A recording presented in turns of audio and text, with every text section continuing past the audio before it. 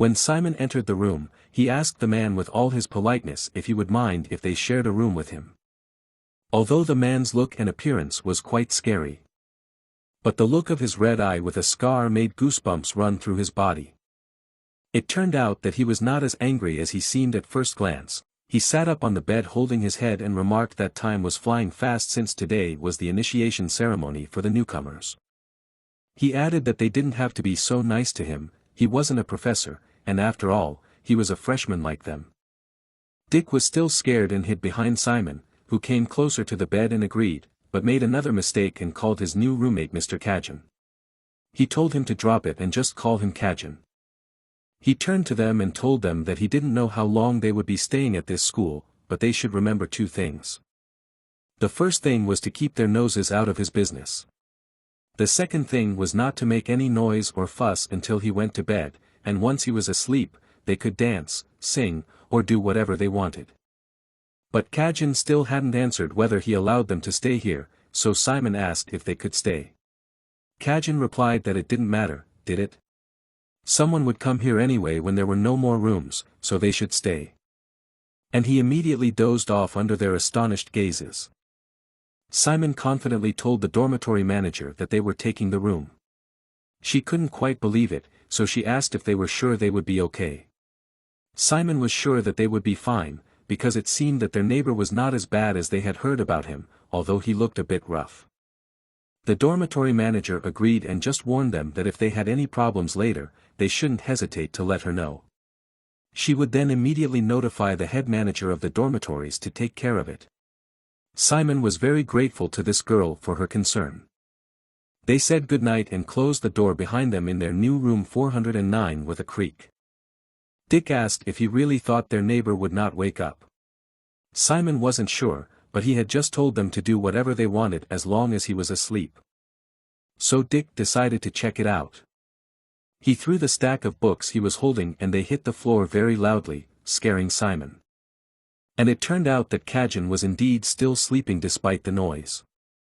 Dick was beginning to like him, and he said that in the end he didn't think Kizen was a bad person, as long as they followed his rules they had nothing to worry about.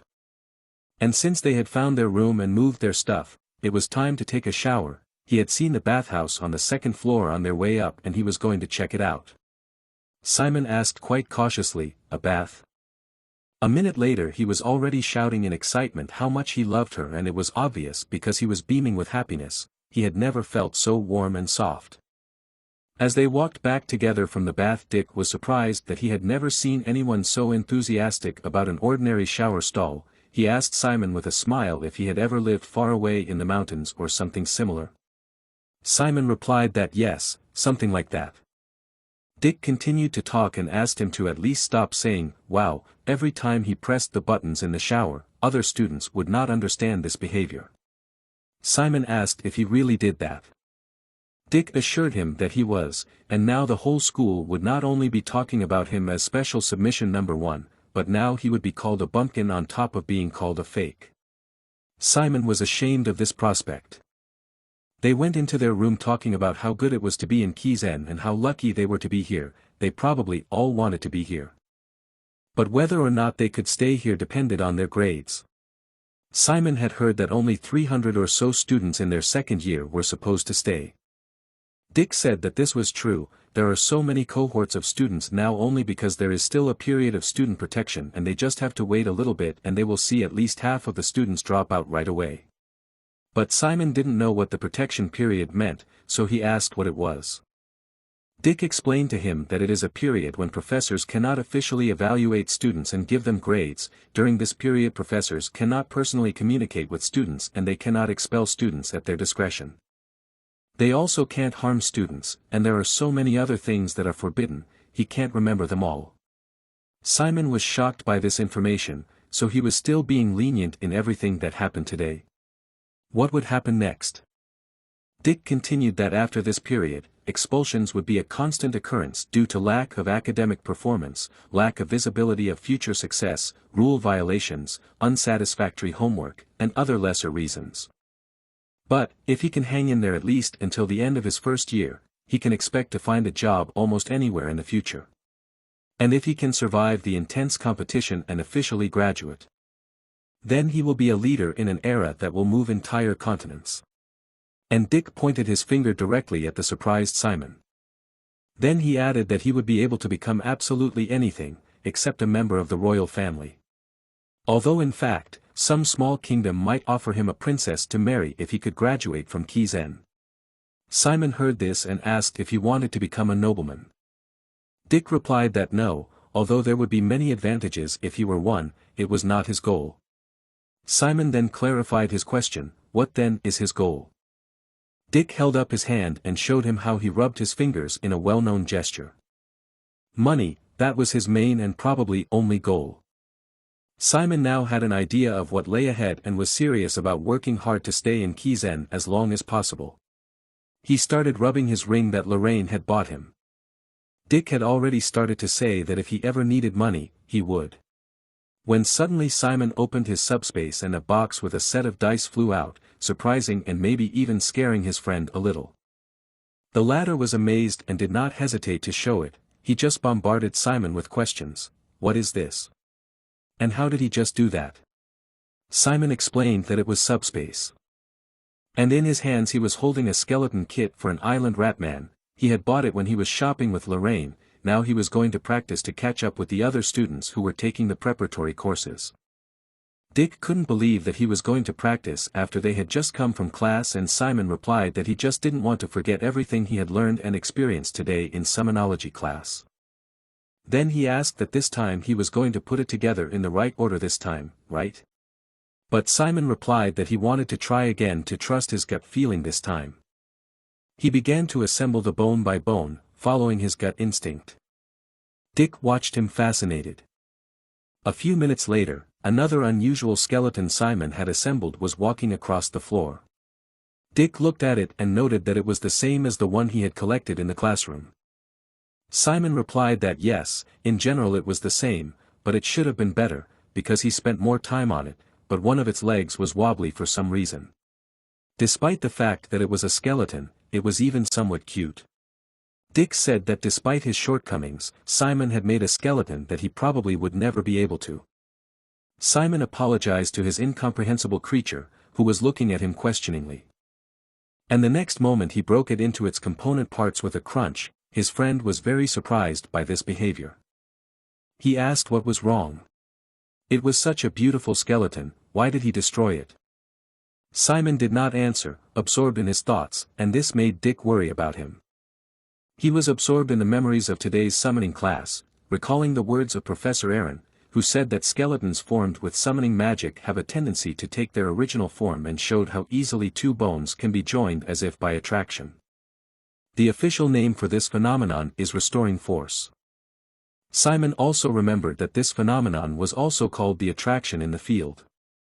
He closed his eyes, exhaled, and focused on his inner sense. And he began to clearly feel every bone scattered around the room, nothing else mattered to him now. Because skeletons have a tendency to go back to their original form, so if he remembers the sequence, assembly shouldn't be hard. With a rattling sound, the bones that had been lying close to each other began to slowly move closer together. Simon looked closely at the skull, which was quietly clicking on the floor, and he had an idea. Instead of manually reassembling each bone by hand, he could simply use summoning magic to make them reassemble themselves to their original shape. So he stood up and pointed his hand at the pile of bones on the floor and said, "Restore." And in a moment, the skull's red eyes lit up and the whole room was filled with the sound of bones breaking. Dick was a little scared as the bones started flying by him with a whistle. A minute later, with the last snaps and clicks, the whole island ratman was on the floor of the room. Dick remarked that it was incredible to see the skeleton put itself together, and Simon was pleased that he could entertain his friend a little. Meanwhile, Ratman was running and jumping around the room. Dick was very sleepy and yawning, but he still wanted to know how Simon could do it even without training. But eventually sleep overcame his curiosity. He told Simon that it was late and he was very sleepy, he should go to bed. Then he asked Simon if he was going to sleep, but he couldn't get enough of his summon. He kept petting his Ratman and said that he wanted to try it out more. Dick didn't mind and he would just go to bed first. But before he went to bed, Simon managed to ask him what time was their first class tomorrow. Dick asked again, tomorrow? And he immediately answered, darkness dynamics. While they were talking, Simon was stroking his skeleton and his eyes changed from red to midnight blue. Dick had long since fallen asleep, and Simon was still sitting on the floor studying the diagram, his skeleton sitting across from him, tapping its bones softly. Simon was wondering how he could connect the bones so that the knees could rotate, although they might be Ratman's bones, but maybe they could move like human bones if he put them in a different order. He held one of the bones in his hands and thought about what to do with it. But after twisting the bone in his hands, he came to the conclusion that it wouldn't. Just putting the Ratman's inverted joint. The other way around wouldn't work. He began to add and correct something in his notes. He wrote the following: the assembly formulas are the standards that necromancers have established over a long time, so there must have been numerous trials and errors to get to this point. Just like he is now. Every task has its reason and meaning, and after repeating the assembly himself, he realized how great the previous generations of necromancers were. After the inspection, he put the skeleton's leg back in place. Then he added another arm, trying to replace number 25 with number 31. He asked his creatures if they were comfortable, to which they swung their heads in different directions. He realized that this combination was not very good and decided to put the bones back in their places. Then he thought that no matter how reasonable the structure is, there is always a more efficient way to assemble a motor mechanism for a skeleton. He wondered how he could learn all this quickly. He picked up the book and decided that he would research this question in more detail. He remembered his father, whose skeletons had helped people with their possessions. And Lorraine, whose skeletons had helped them deal with a gang that had attacked him. He looked at his Ratman, whose eyes burned with blue darkness, and wondered what he was missing compared to his father and Lorraine. Simon just couldn't wait for his next summonology class to learn more. The next morning at the first class, the students were listening to a lecture on darkness dynamics. The professor stood in front of the class and told them how important darkness dynamics was to the students. The professor's name was Eric Ora, and he was the one who was going to teach the class. He was quite monotonous in his talk, which caused most of the students to doze off, but not Simon, who was listening intently. The professor asked a rhetorical question: so then how does this darkness create the miracle that is black magic? And went on to explain that to answer this question they needed to understand the flow of darkness, runic words, and the mechanisms of the magic circle. Professor Eric Orat decided to delve into history and explain to them the origin of runic words, which had its roots in the eternally burning torch of the Temple of Del. Initially, none of the ancient people wondered why this torch never went out, even though no one fed it with fuel. Why? Because people then deemed doubting God to be blasphemous in itself. But one day they noticed that the ashes from the torch resembled letters. And they were very surprised by the fact that behind such a miracle as the eternal torch were ordinary letters. The professor concluded his story by saying that this is the story behind the origin of runic words. Simon was fascinated, while the other students were already falling asleep from boredom. The professor continued, telling them that the wizards and necromancers who discovered and researched the ancient runic words made countless improvements to create the modern runes of today. He began drawing runes and magic circles on the board, commenting that runic words after all the improvements today look like this, and these two magic circles are examples of how the improved runic words are used. This magic circle on the left that they saw could not have been activated. And the difference between it and that circle on the right, which can be activated, is how the runic words are used. Simon listened carefully and took notes. The professor continued and the students took notes that thanks to the corrective devices they used they had the ability to use the darkness more freely and quickly even without training. Finally, the boring lecture was over and the professor put the piece of chalk back, but before all the students left, he gave them a homework assignment to do before the next class. The assignment was as follows: they had to use one of the magic circles that could not be activated that were demonstrated for them as an example and then provide possible ways to modify it, with the corresponding calculations and formulas they used to make those circles work. The bell rang to announce the end of the lesson. And the teacher said that in the next class he would call 3 students to present their assignments. And he said goodbye to them, saying that he was looking forward to seeing them next time. After the lesson was over, Simon and Dick went outside on their way to the next class, which was to be held outdoors. They complained to each other about how difficult darkness dynamics was. Dick compared it to the arithmetic he learned with his father, wondering why he couldn't just memorize a formula, but had to understand the principles. However, Simon noted that it wasn't so bad. Although he didn't understand more than half of it, he liked the way the professor described everything in order, starting with the principles. Dick countered that he just loves everything about Kizen. Even this morning, when he was admiring the soap in the bathroom.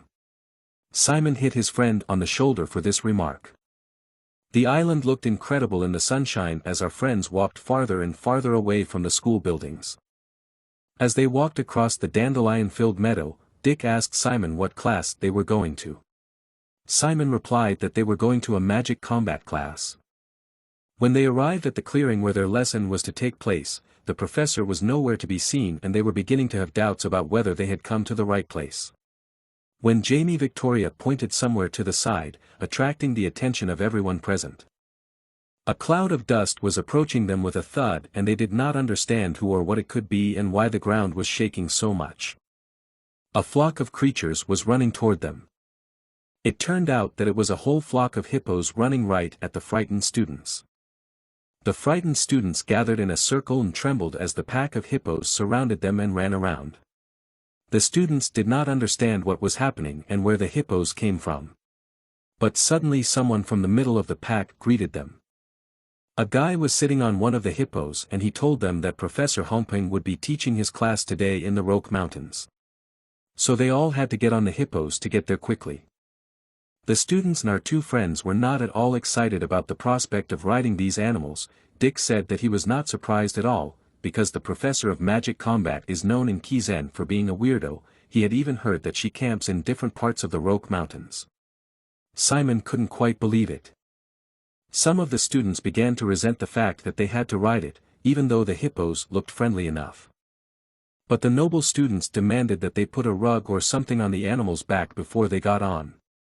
But the man who brought the hippos here was not at all happy with this attitude and began to gather darkness around his feet. And then he jumped incredibly high with a flip in the air under the admiring gazes of the students. And he began to land directly on that disgruntled nobleman who was shocked by this turn of events. And the man landed right on top of him, driving him into the ground. The others began to complain about what he had done. How could he stand in their way? They were Kizen students, how dare he be so brazen? The man asked again, a servant? He angrily told them how uneducated the new students were these days. He told the already frightened students that they should call him Ta, not servant. The students began to nervously apologize, especially the one on the ground. Simon, watching this scene, commented that they don't change, do they? Dick completely agreed with him and added that he was an exception to the nobility. After dealing with the impudent nobles, the man told everyone that they were a little behind schedule, so everyone had to get on the hippos quickly. One hippo could carry 3 students, and our 2 friends immediately chose one and began to get on it, some more successfully, some less. Dick finally managed to get on the back and sit behind Simon and whined about how big these hippos were and how difficult it was to climb them. Simon noticed a little girl trying to climb on their animal as well. While she was trying to climb, their guide saw that almost everyone could see and was about to give the animals the command to move. Simon asked her if she needed help and offered her his hand to help her up. She grabbed his hand and was very grateful for the help. Simon quickly lifted her up and sat her down in front of him. The guide told them to hold on tight. And he commanded the hippos, let's go. They quickly ran off with the students on their backs, kicking up clouds of smoke. During this fast trip, the girl Simon helped tried to thank him, but because of the speed and stomping, she only gave Simon a few slaps with her hair and he heard nothing. The other students were in no better shape, almost falling over and wondering what they had to hold on to. The man advised them to overcome this test with a strong will, because this was also part of the test. And he smilingly reminded them that if they fell, the hippos running after them would trample them and they would die. This seemingly logical message only made the students have more questions. Ta continued to frighten the students by telling them that every year there are 1 or 2 accidents in which students die. Frightened, they began to beg for help, demanding that he stop and let them get down to the ground. But Ta was relentless and told them to just keep going, because Kizen doesn't need students who can't hold on to a hippo. Finally, they arrived at a clearing in the mountains, and after such an intense trip, all the students were lying on the grass and were glad to be alive. One of the professor's assistants walked among them and offered each of them a bottle of water. The students were so exhausted that some of them could not even say thank you properly. What a grueling start to the class. Simon, Dick and their new friend sat together on the grass and drank water from the bottles, and it was really nice for them to relax and drink some water after such a trip. But suddenly the girl noticed that birds were flying overhead, which worried her a little bit. And the birds didn't just come for no reason. Someone came up to them and greeted them, saying, "Welcome to my class, everyone." The friends almost choked on their water from this voice, and the water stood up in their throats.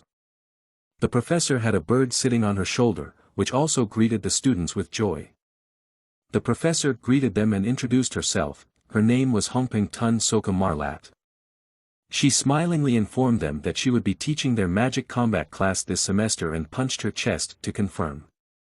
A bit of history: this is what the giant undead monster that burned 4 feudal lords to the ground looked like and was called Kundar Hydra.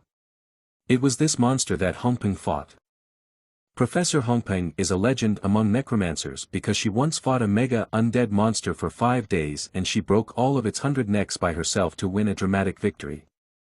And now she was teaching the new generations of necromancers how to fight magically. Now she asked all the students to stand up and to line up in a column of vurs. But the students did not understand what she wanted from them and what the word vurs meant. One of the assistants came to their aid and explained that the professor meant that they should line up in columns of 4 and move quickly. It was only then that the students realized what was being asked of them. When they lined up, the professor said that it was good and now they would go now, but this time the students had questions about where to go. But she didn't answer them and quickly ran down the slope without waiting for anyone, leaving a bunch of confused students behind. But after a moment of hesitation, they were all running after her, as she told them that they should have a sound mind and a sound body. And that the basis of magic combat begins with physical fitness. The students watched her with admiration and agreed that she was incredible and wondered how she could run like that. Simon thought that they also had 2 arms and 2 legs, but their professor was on a completely different level. She continued that the basis of the subject of magical combat is to enhance one's body with darkness and learn combat strategies that their body can use. But there was something strange in her pronunciation of the words, and so the students who ran after her did not understand everything she said. The professor was saying that necromancers who mainly use magic combat are called the battle necromancers. If they reach a certain level of training, the darkness will flow over their bodies as softly as silk. It will also form something similar in shape to a garment that necromancers call the dark robe. This is the very skill that characterizes combat necromancers, and she also warned them to be careful, because of the large number of trees ahead. Poor Dick, who was not used to moving around so much, whined about how he envied the children who had a talent for magical combat. Simon, who looked a little better than him, asked, "Talented kids?" He looked around and saw students running and jumping through trees as if gravity were a joke. And he agreed with Dick that it seemed that while they were suffering here, those students seemed to be having fun. Dick could barely stand up and sweat was pouring down his face. He asked Simon if he was okay. And he answered that yes, he was fine. This answer surprised his friend, who asked him how he could still be fine. Simon told him with a smile that he also had many mountains in his country and it was fun to run around in the mountains like he used to. Dick told him that he was a monster and he was so jealous of him. They kept running until they came to a huge chasm with water raging at the bottom. Professor Hongping explained to them that now their task would be to jump over the gap in front of them using the darkness. One of the students hesitantly asked if they really had to jump over it. Hongping said they could do it using one little trick. Just as they were collecting the darkness in their palms, they could instead direct it into their souls. And she was going to show them an example. So she asked them to be careful. The darkness enveloped her soles before she jumped. And she jumped vertically high up the hill under the astonished gazes of the students. But that wasn't all, she added that if you direct the darkness to your soles several times, you can do this. She moved like a shadow and did somersaults and several sideways movements, as if gravity did not affect her at all. She asked if they could see everything, but there was only silence. Simon and Dick were mesmerized by her movements and just stood there with their mouths open in amazement. She continued, emphasizing to them that as they jumped, they should direct all the darkness they had gathered to their feet as if they were going to spray it from their feet. It should feel as if they were pushing off that darkness and it was pushing them forward. And they jumped from one edge of the gap to the other seemingly without effort or problem. Landing on the other side and stopping. She invited all the students to jump with her, but there was not much enthusiasm among them. But some students were brave enough to run to the abyss first. They jumped confidently, as if they had already practiced and had the ability to do so. In a moment, they were on the other side, some of them landed successfully on their feet, others only managed to grab the edge of the cliff. However, the professor praised all of them for their good work. For those who did not succeed, she explained that if they released the darkness too late it could be dangerous. As it was now, she advised them to release the darkness earlier next time and lifted those hanging on the edge by the hand. Simon repeated to himself in concentration, "Push back on the darkness, push back on the darkness." Dick advised him not to overthink it. Simon objected that it seemed too complicated for him.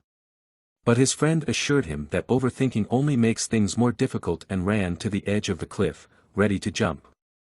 Simon advised him to be careful, but he jumped right away. As he jumped, a shadow flew right over him. It was our old friend and Simon's sworn enemy, Hector, and he jumped much higher than Dick.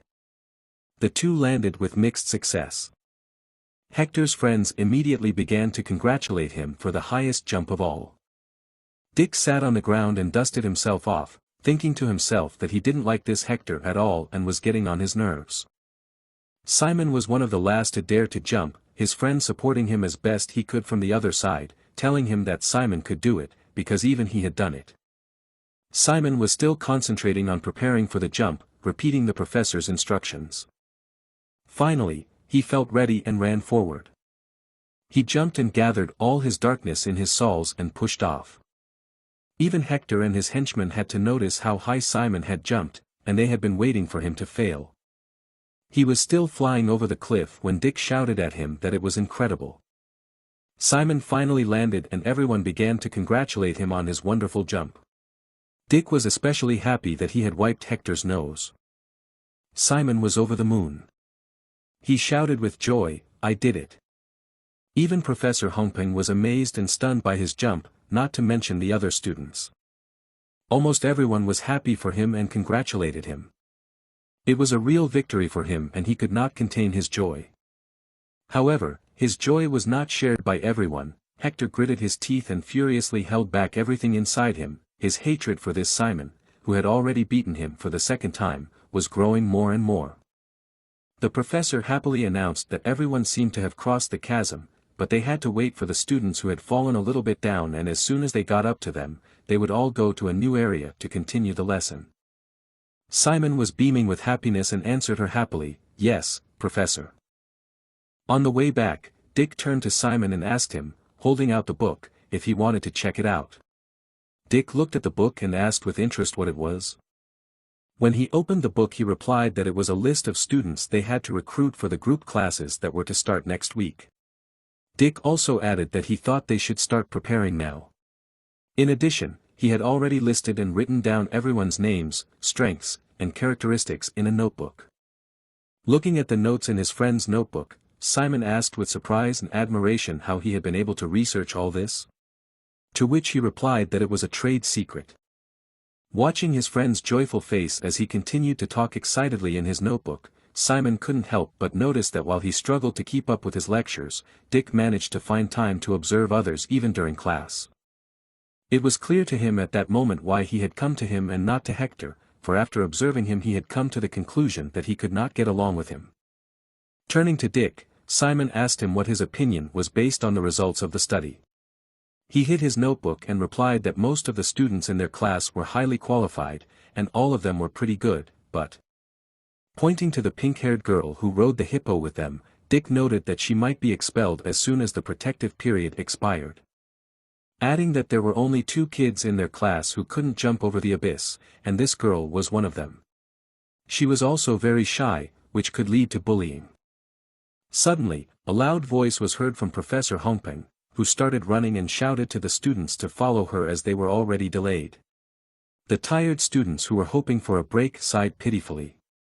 Simon, saying that this class was so fun and dynamic, followed her with eager eyes, while Dick, who did not particularly share his enthusiasm, marveled once more at his friend's fervor. The next instant, however, something caught Simon's eye. Suddenly a pack of hippopotamuses appeared in the distance and rushed toward the students, creating dust and vibrations on the ground. When some students saw this, they immediately reported it to Professor Hongpeng, hoping that she would be able to help them. However, to their confusion, it was as if the professor had fallen underground and she was nowhere to be found. Realizing this and seeing a herd of hippos running straight at them, the students panicked. Realizing the pitifulness of the situation, Simon noted that it was very bad and something had to be done. Standing in front of the hippos that were about to reach him, he gathered the darkness in his legs. Then at the last moment he jumped high into the air in front of the hippo. Remembering Dick's words that they would not be in any danger during the students' defense period, he was confused, for he could not understand whether it was all a setup or not. Still in the air, he concluded that if someone could not dodge, he would probably be badly hurt. However, as it turned out, his worries were in vain.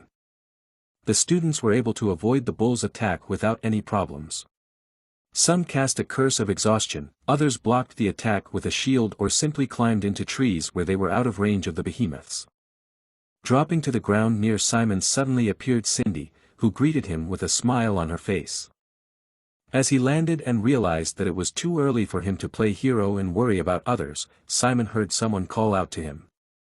It was Dick, hanging from the pole, who asked him if he was all right, to which Simon nodded affirmatively.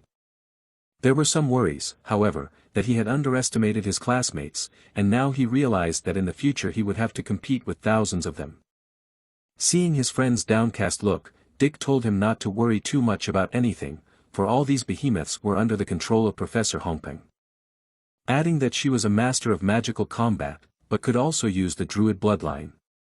When he was on top, he saw the hippos running around the guys who had fallen to the ground. Simon was a bit surprised by this information as he thought things had gotten out of hand.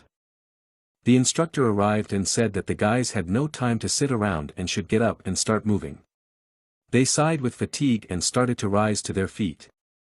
The instructor kept pushing the students, motivating them by the fact that the hippopotamuses were going back soon, and also adding that the professor was waiting for all of them downstairs. The pink-haired girl staggered to her feet with tears in her eyes and stood up abruptly, saying excitedly that she understood. A light breeze blew between the trees.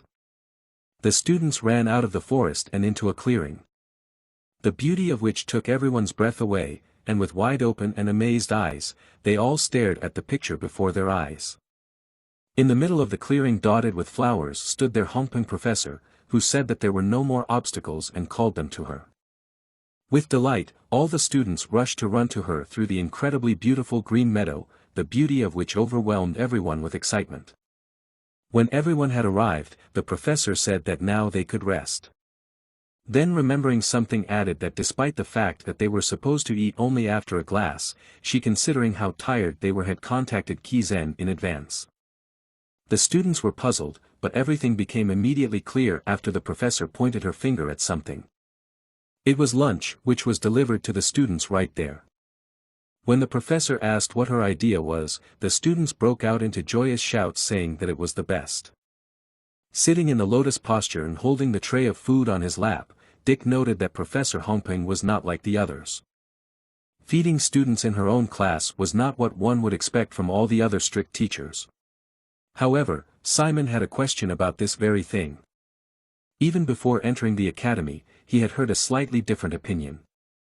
Namely that Professor Hongping was one of the most typical professors at Kizen. To which Dick contemptuously asked where Simon had heard this nonsense. He answered nothing, thinking to himself that Lorraine would probably not have deceived him. Their conversation was interrupted by the professor, who turned to the students and told them that they had to finish. Some of the students were surprised to be leaving this beautiful place so soon. But Simon had a feeling that this was just the beginning of something. Turning to the students who had gathered in front of her, Professor Hongping asked if they had the bracelets she had given them, to which they amicably replied that they did. She then told the students to let the darkness penetrate them. This action caused the students to immediately feel incredibly heavy and weak, and some of them even fell to their knees not understanding what was going on. The professor, with a smile on her face, pointed to the man with the flag behind her and asked the students if they were all familiar with the curse of exhaustion. She then informed them that their assignment would be to climb the hill with the curse of weakness on it, adding that everyone should be prepared. Then, with a devilish smile on her face, she turned to the students and added that she would be watching them closely. Unable to believe Professor Hongping's new assignment, the weary students didn't want to do another assignment so difficult. Unfortunately, however, they didn't have much of a choice. The next moment, the professor ordered everyone to take their seats. The slumped students, being under the curse of weakening, lined up in a row, barely able to stand on their feet. After the students lined up, Professor Hongping started counting down. The very next moment, she commanded to begin, and the students immediately rushed to run up the mountain towards the flag. After a while, however, the run turned into a very slow walk, each step of which was very difficult.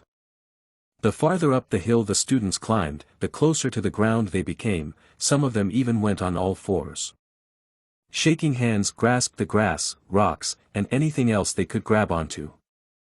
Simon was no exception, and crawled through the grass like the others. Every step was difficult, and he felt dizzy. But it was nothing compared to the preparatory training, and it was all about endurance and willpower. So he could not give up now, because then he would no longer be able to catch up with the pace of the next classes and would be left behind forever, and that was the decision he made. I will do it no matter what.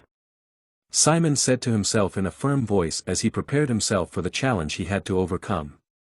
Hector, who was also climbing on all fours and who was only a little taller than Simon, saw him catching up with him and snorted irritably, as he could once again prevent him from taking the first place. He was angry and surprised that even though he had weakened the fatigue spell with his own techniques to get ahead, Simon had managed to keep up with him even without any tricks. But Hector wasn't about to give up. And with more speed he decided that this time he would definitely win. Standing at the top of the mountain, Professor Hongping cheered up the guys telling them that they were almost there. Hector and Simon were ahead of them, crawling on all fours, and they were crawling to the finish line with all their might. And each of them was not going to lose to the other, holding out their hands they said to themselves that this time they would definitely take first place. But their hopes were not to be realized. A foot stepped in front of their outstretched arms. It was none other than Maylene Willen. She walked lightly to the flag as if not feeling the fatigue. Professor Hongping immediately announced that she had won first place, while Simon and Hector stared at the girl with shocked looks, not understanding how this could be. After congratulating the girl on her victory, Professor Hongping asked her what she had done to walk as if there was no curse on her.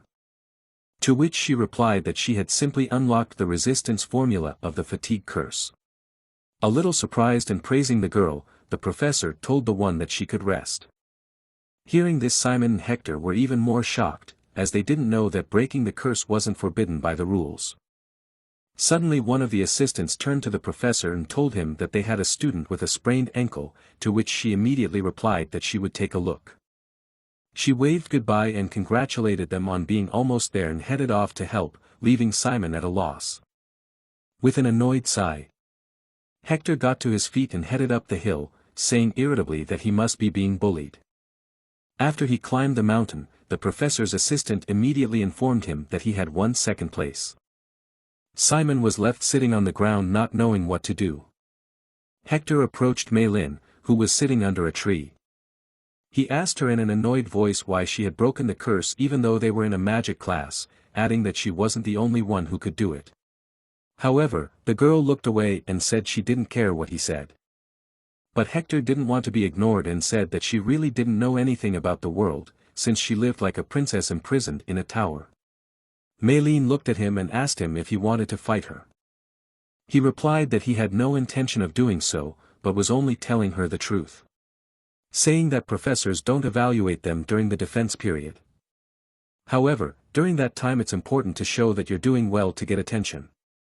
Adding that what she just did will most likely only take away Professor Hongpeng's trust. Not intending to be lectured by him, the girl mockingly asked if he was so hurt by the defeat that he decided to take it out on her. He replied that he was just telling her to stay out of his way. Then turning around and intending to leave, he added that he had no interest in her at all. At the same moment, the instructor handed Simon, who had crawled to the finish line, a bottle of water and told him that he had taken third place. With a sigh of relief he leaned against a tree and sat down on the ground. Maylin and Hector, who were nearby, immediately looked at him. They stood silently waiting for the other participants to arrive. Falling on the grass beside Simon, Dick, tired and worn out, complained to his friend that he felt as if he were going to die. He praised him, saying that he had done a good job, adding that he was tired too. Looking up at the sky, catching flashbacks of the day's events, Dick asked Simon what he thought about how they were going to get home. And would they have to climb the hippopotamuses again, adding that if they did, it would be better to bite their tongues off and not suffer. Suddenly Professor Hongpeng turned to the students again, mispronounced a word. She told them to gather together. There was a magic circle on the ground in front of the students gathered in a pile. Professor Hongpeng explained that since everyone looked very tired, she had contacted the academy again and was allowed to use the teleportation magic circle. Then she told everyone to get in line. The surprised and tired students were incredibly happy about this gift. Simon and Dick waited for their turn to enter the circle. Simon was surprised to see that the teleportation sensations were new to him. However, the landing after teleportation was quite painful, as his landing spot was a wooden table, which he landed on with a shriek and a thud.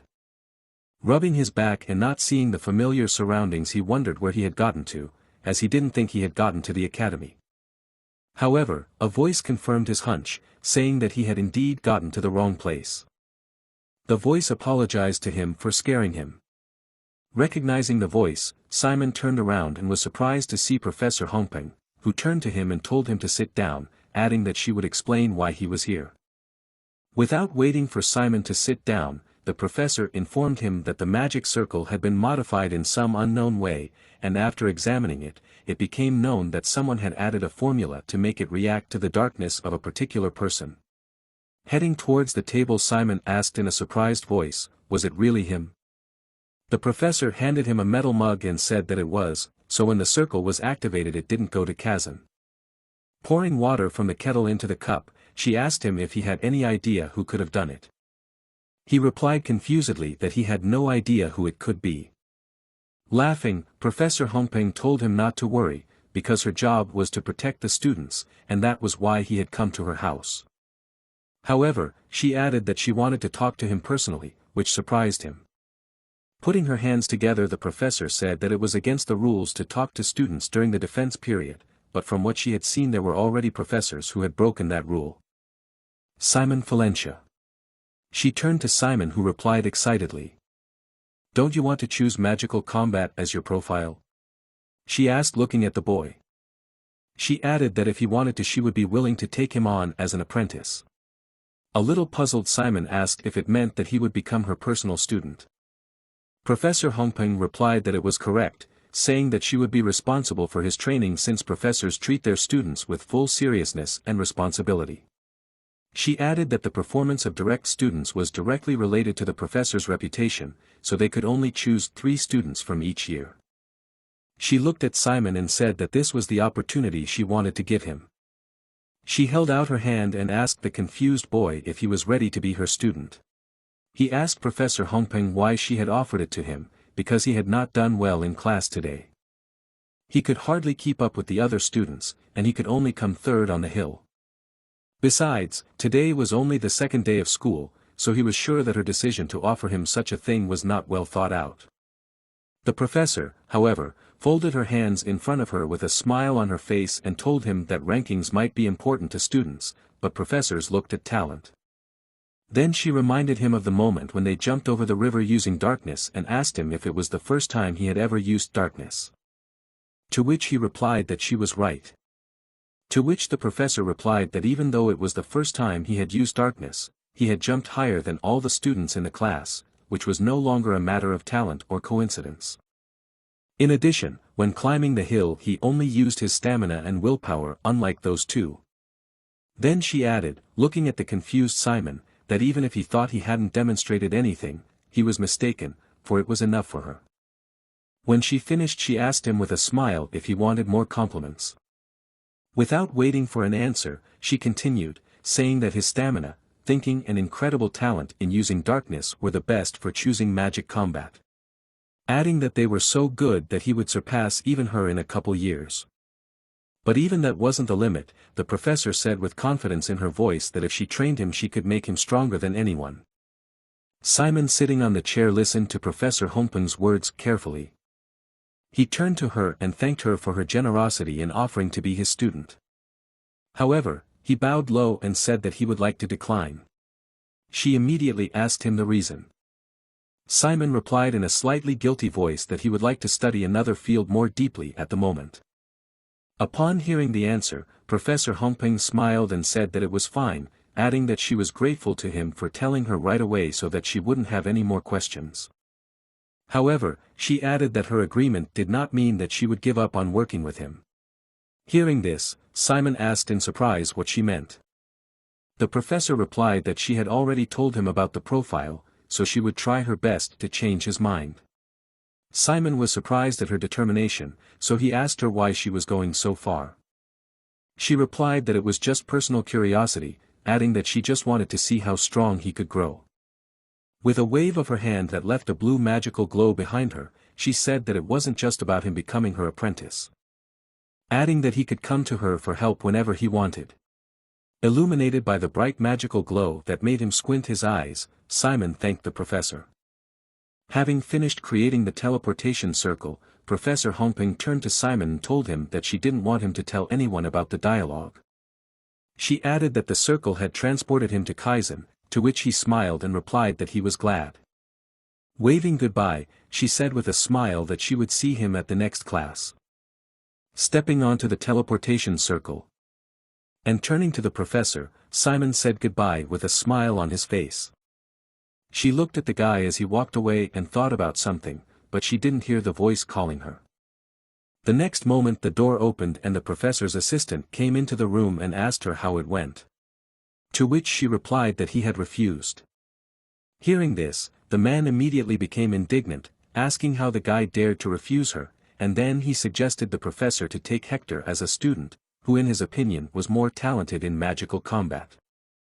But he was interrupted by the professor, saying only 2 words, "He's a genius." The assistant standing at the door questioned what she meant. She folded her arms across her chest and said that she had seen many geniuses in Kizen. But she'd never met one like this. He opened the bathroom door. Simon walked in and met Dick, who was toweling his head. He immediately asked him why he'd come in so late. Simon replied that there had been a problem with his teleportation. Realizing that he was all right, Dick said enthusiastically that Simon had no idea what had just happened to him. Not understanding why his friend was so excited, Simon asked what had happened. He replied that when he teleported into the circle, there was a rumbling noise that froze his body. And after he came to himself, he found himself in a completely unfamiliar place. As it turned out, he found himself in the office of Professor Bahil, who was sitting in his chair emitting an eerie aura. Surprised, Simon asked Dick if it was the same professor from the Department of Catarology, and he proudly replied that it was. Simon asked him what had happened afterwards, wanting to hear the rest of the story. Dick replied that afterward the professor had made him clean his office. In spite of what he was doing, Dick's eyes lit up with joy, because according to the Kizen alumni, professors often guide students in this way. Adding that this was probably what had happened to him and he probably had a chance to be his student. When he realized this, he started jumping up and down and shouting about how cool it was to be a direct student of the professor, because he could enjoy his school life, and if he was a direct student of the professor, he could avoid even being expelled. Simon tried to calm down his restless friend. But he clenched his hand into a fist and said that he couldn't calm down so easily. Hector, who had heard the noise Dick had made, said it was the stupidest nonsense he had ever heard, adding scornfully that a pathetic commoner like him would never be a direct student of Professor Bahil. Hearing the boy's contemptuous words, Dick mockingly asked him if he was so hurt by the words, asking if it was because the professors weren't looking at more than just him. Being angry at the guy's words, Hector said in an irritated voice to watch his words.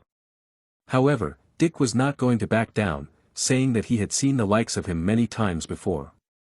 Then he added in a mocking voice that he had heard that he had almost fought with Mei Lin in the magic combat class. Then he added that they were equals in this place, so he advised him to stop pretending that he had an advantage because he was trained by the Moore family. He then said that it was probably not Mei Lin who didn't know how the world worked, but him. These words made Hector furious. In the next moment, a large red magic circle appeared in his hand, which was aimed directly at Dick. As a result, many strands of red magic smoke coiled around the guy's body, which, judging by the expression on Dick's face, brought him quite a lot of pain. Simon rushed to his friend, asking what was wrong with him. But Hector did not plan to stop there. He lifted Dick off the ground with his magic and called him a pathetic piece of trash. He slammed him against the wall, angrily asking how he dared to treat him like that. Then he stared at him with a fierce look of murderous intent. He said in a furious voice that he would kill him. Then he intensified his attack and started choking the guy even harder. Simon, who had been standing aside all this time, did not rush at Hector as you might think. No, he just shouted Dick's name in a panic. He grinned despite the pain of the curse. Then gave him the middle finger and mockingly said he could try. One of Hector's friends, who realized that something irreparable might happen, grabbed his hand and asked him to calm down and not to cross the line, as it was forbidden to use magic outside of lessons. However, with a single blow of his hand, telling them to shut up, he threw him and another guy backwards, causing them to fall to the ground. However, in the next instant he sensed something and looked with his eyes that were like Naruto's that were under the control of the nine-tailed fox in the direction from where the danger was felt. Despite the suddenness of the attack, he managed to block the blow, which was delivered by none other than Simon, who stopped dumbfounded and came to his senses and rushed to save his friend. However, this was not unexpected for Hector, who was just waiting for him to jump into the fray. Simon covered his friend with his hands and glared angrily at Hector. Simon punches Hector, but he blocks. Despite that punch being powerful, he slid back, holding his stance. He said that he was expecting Simon to intervene at some point. The curse weakened Dick, so he could not stay at his feet. Simon stood before him, determined to defend his friend. Hector started forming darkness in his hand. He was finally going to show everybody who is strongest here. But when he almost formed the curse, the thrown brick of soap shattered it. They turned their heads and saw Kizen. He looked ominous. He had only a towel cinched around his waist so they could see his muscular upper body with scars. He commanded them to keep it down, warning that he would break their necks if they did not. Hector ignored that and wondered how Kizen was still staying in school. His friends were terrified. They heard rumors that that guy got suspended for beating up other kids. However, Hector couldn't be easily scared and threatened Kizen to watch out. He added that he will not let things slide like this again.